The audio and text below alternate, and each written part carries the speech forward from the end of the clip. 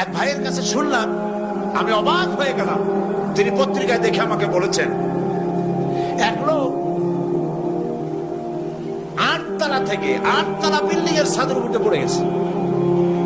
8 তলা বিল্ডিং এর ছাদের উপর থেকে পড়িয়া তার কিছু হয় না, হাত পাও ভাঙে নাই, মরেও না, খালি কিছু চামড়া টামড়া ছিঁড়ে গেছে।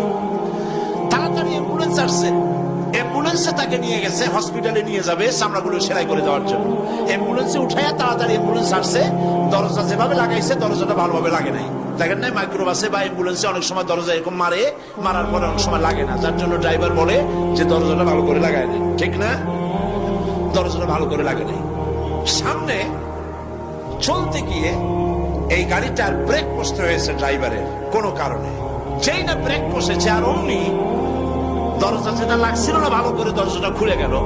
আর রুগীটা 8 তলা কাছে পড়ছিল, ওইটা ছিল পাশে, সে ছিটকে গিয়ে রাস্তায় পড়লো। আর একটা বাস সামনের থেকে এসে মাটিতে তাকে চাপা করে দিয়ে চলে গেল। শুনিয়া আমার মুখ থেকে বেরিয়ে গেল আল্লাহু আকবার। বলেন আল্লাহু আকবার। কি আল্লাহ পাকের কি প্রচন্ড ক্ষমতা, কি ইচ্ছা তার। মৃত্যুর জন্য সময়ও লাগবে, জায়গাও লাগবে, দুটো জিনিস এক হতে হবে। আল্লাহ যাকে যে মৃত্যু দিবেন, মৃত্যুর জন্য সময় এবং জায়গা দুটো